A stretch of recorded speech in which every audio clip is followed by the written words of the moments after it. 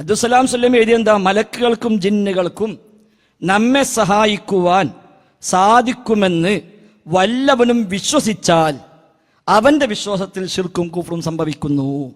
ആ ലുമ്മത്തിന് ഹദീസ് നിങ്ങൾ സ്വീകരിക്കുമെങ്കിൽ ഇത് പ്രകാരം നിങ്ങൾ മുസ്ലിക്കാണ്, നിങ്ങൾ ഇത് പ്രകാരം നിങ്ങൾ ശിർക്കിലാണ്.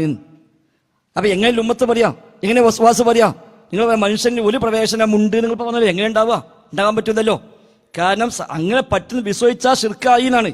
ഈ അസ്ൽ സ്വീകരിച്ചത് കൊണ്ടാണ് ഈ കണ്ട ഹദീസ് മുഴുവൻ തള്ളേണ്ടി വന്നത്.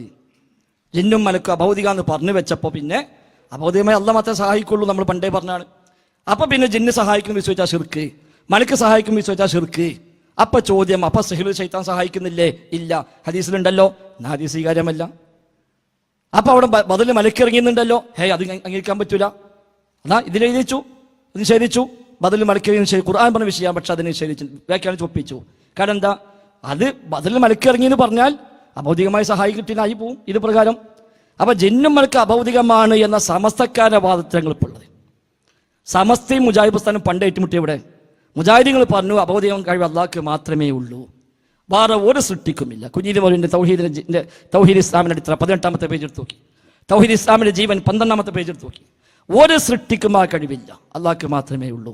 സമസ്തക്കൾ എന്ന് പറഞ്ഞാൽ അല്ല, അമ്പിയാക്കന്മാർക്കും മുർജിത്ത് കലാമത്ത് അള്ളാഹ് കൊടുത്ത കഴിവാണ്, അത് അഭൗതിക കഴിവാണ്. ഇപ്പൊ നിങ്ങൾ പറഞ്ഞു ജിന്നും മലക്കും അഭൗതിക കഴിവാണ്. അപ്പൊ അവർ പറഞ്ഞത് എത്തി.